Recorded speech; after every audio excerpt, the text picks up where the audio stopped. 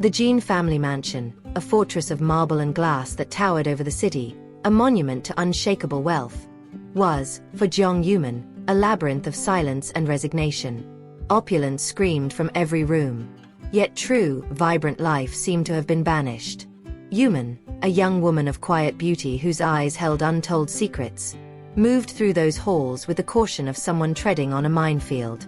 Her marriage to Jin Sahan, the clan's sole heir, wasn't sealed by vows of love, but by a cold contract, a desperate transaction that had chained her to a destiny she never chose. The price? Her freedom, and a life alongside a man whose mind, shattered by a tragic accident, had regressed to the purity and confusion of childhood. Society's whispers were unanimous. Yuman was a martyr, an unhappy young woman sacrificed on the altar of fortune. But she held a complex truth in her heart. Sahan's innocence, his foolishness, was, paradoxically, her sanctuary. He was free from the malice, the cruel expectations, and the power games that governed the adult world.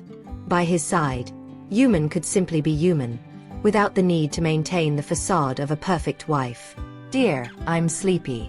Let's go to bed then," he would say, his voice the deep timbre of a man, but the cadence of a boy. The honeymoon, a concept he barely grasped, was a ritual of comfort and affection that Yuman had invented to protect both their dignities.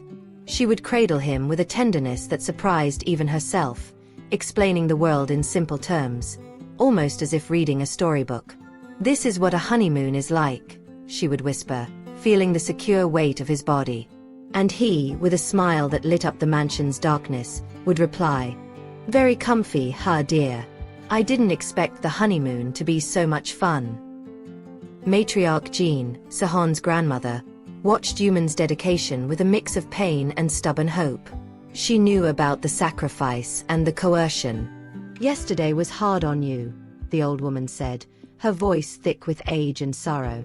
"I know you were forced to marry Si-Han, but as long as you take good care of him, I won't let you down." The promise that Sahan's condition could be cured hung in the air like a silent prayer, a beacon in the darkness.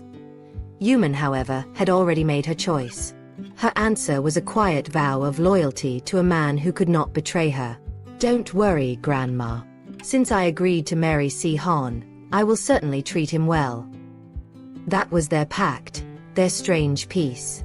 But the outside world, with its demands and shadows, was about to invade the sanctuary of their paper life. The visit to her adoptive parents, the Jiangs, was the first step toward the collapse.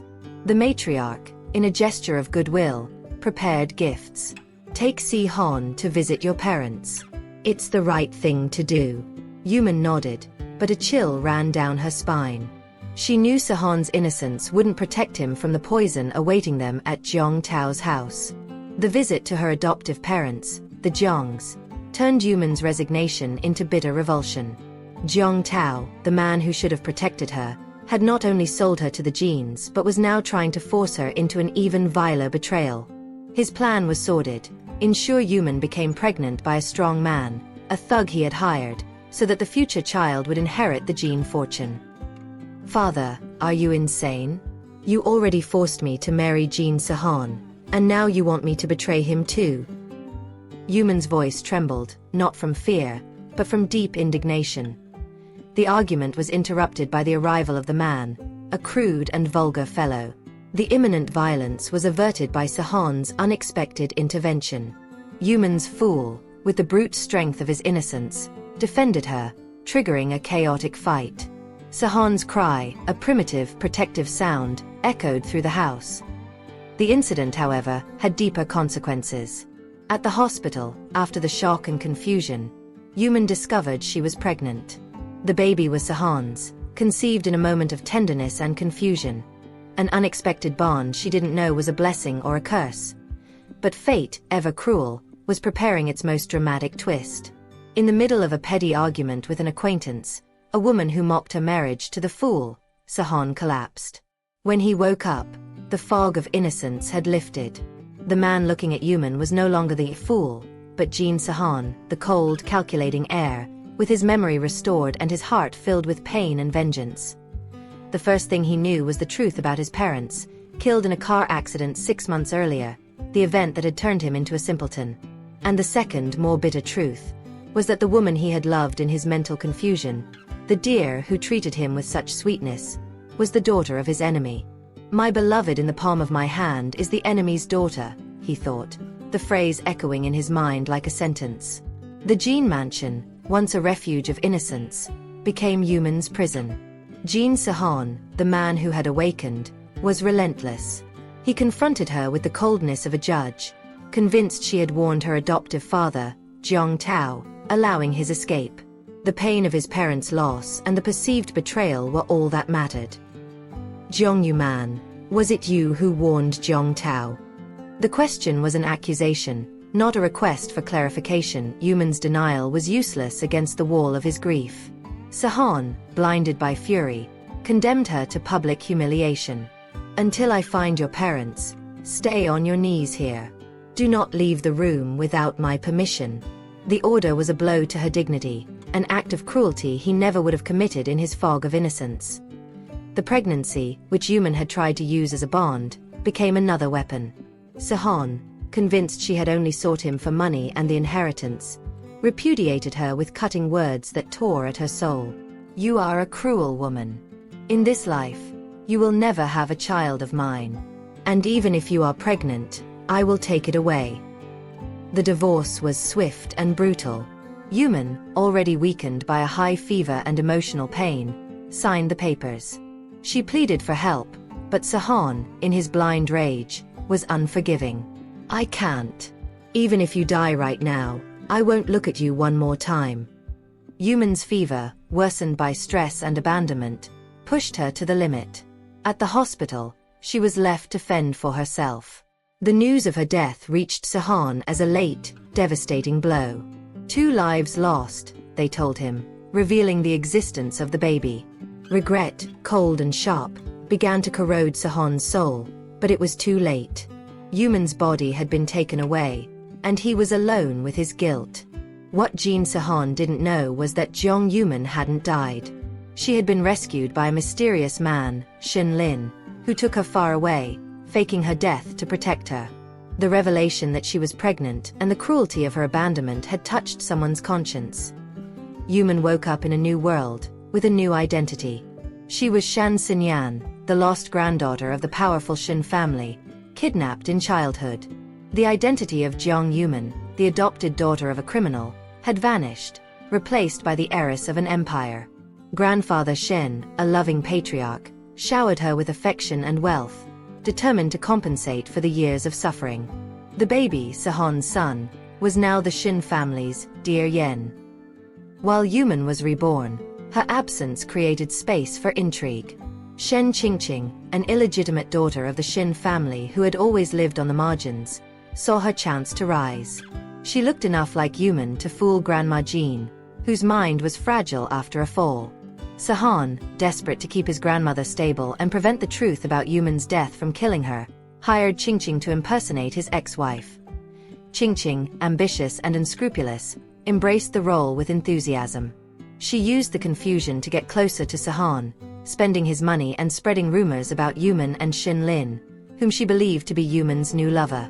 The charade was a dangerous game, but Qingqing was determined to become the true Madame Jean. Fate, however, would not allow the charade to last. At a lavish Shen family banquet, where Yuman was introduced to the city's elite as Shen Xinyan, the lost heiress, she and Sahon met again. The shock was mutual, a silent thunderclap in the middle of the crowd. Sahon, who believed her dead, saw her next to Xin Lin, the man he thought was his rival. Rage, jealousy, and guilt consumed him in an overwhelming wave. Jiang Yuman, weren't you dead? Why are you next to Xin Lin? What is your relationship with him? Speak. Sahon's voice was a hoarse whisper, heavy with years of pain. Yuman, now Shen Xinyan, was stronger, colder, dressed in the armor of her new identity. Jean Sahon, let go of me. Jean Sahon, the old Jiang Yuman is dead. Who I am with now is none of your business. She repelled him with calculated indifference, the sweetest revenge. The confrontation was interrupted by the public revelation that Yuman was the Shen heiress and Xin Lin's sister. Sahon, stunned, watched his world crumble. He had divorced the heiress of one of the city's most powerful families, humiliated her, and abandoned her on the brink of death. The irony was a slow poison. The truth about Shin Qingqing also came to light. Sihon confronted her, realizing she had manipulated the situation and spread lies. He expelled her from his house, but the seed of vengeance had already been planted. Qingqing's game was far from over. Yuman's return to Sihon's life was a torment. He wanted her back, but she was protected by her new family and her wounded pride. The baby, his son, whom she had managed to keep despite everything, was now a secret she guarded fiercely, a silent weapon against the man who had abandoned her. The plot intensified when Shin Qingqing, in a final act of desperation and ambition, tried to drug Sihon to force him into a relationship, thus securing her position in the Jin family. Mrs. Zhang, a loyal maid, alerted Yuman through Shin Lin. Yuman, despite all the suffering and the armor of Shen Xinyan, still felt a remnant of affection for the man who, in his innocence, had loved her. She invaded the Jin house, not as the ex-wife, but as the Shen heiress, and confronted Qingqing, exposing her malice. "You are not worthy of Jin Sihon. I will not allow anyone to impersonate me in the Shin house." Yuman saved Sihon, but the distance between them was an abyss of grief and distrust. He had become a man obsessed with redemption, and she, a woman determined to protect herself and the child she carried. The story of Jin Sihon and Shen Xinyan was now a complex dance of love, hate, regret, and the search for forgiveness that might never come. The price of redemption would be paid with the pain of a lost love and the struggle to rebuild trust in a world where truth was always the first victim. The revelation that Yuman was Shen Xinyan didn't end the drama. It merely elevated it to a new level. The Shin family, now aware of Yuman's pregnancy, protected her fiercely. Grandfather Shen, a man of unquestionable power, declared that Sihon was unworthy of his granddaughter, and Yuman's childhood engagement to Cheng Honwen, a young man who seemed to accept the child as his own, resurfaced as a threat to the repentant Sihon. Meanwhile, Sihon's revenge against Jiang Tao, Yuman's adoptive father and the man responsible for his parents' death, continued. He discovered that Jiang Tao was in hiding and that Shen Qingqing, in her unbridled ambition, was using Jiang Tao's whereabouts to blackmail Sihon and keep herself close. Qingqing's plot unfolded on several fronts. She tried to seduce Sihon while spreading lies about Yuman and Xin Lin. The return of Gao Xiaowen, Xin Lin's official girlfriend, who had been alerted by Sihon, added another layer of chaos. The climax of the intrigue occurred at a party, where Sihon, Yuman, Xin Lin, Qingqing, and Gao Xiaowen all met.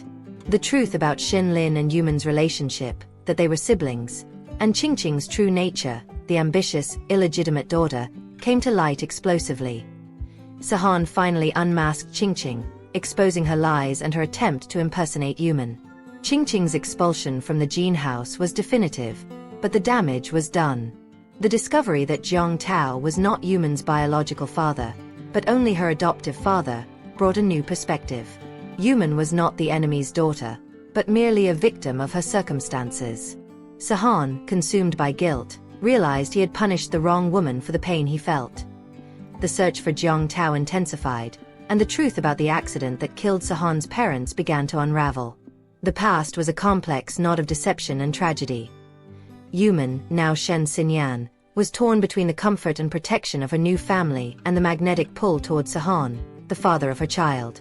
The presence of Cheng Honwen, the childhood fiancé, and her family's pressure for her to move on, further complicated the situation. Sihon, in turn, was determined to win Yuman back, no longer out of obligation, but out of a love that had been born in innocence and reborn in pain. He needed to prove he was worthy of her and the child they carried. The drama ends with the uncertainty of the future. Yuman and Sihon, separated by lies, pride, and the weight of their families, were at a standstill. Forgiveness was the only path to redemption, but it was also the hardest to tread. The baby, the link between them, was the promise of a future, but also the constant reminder of a painful past.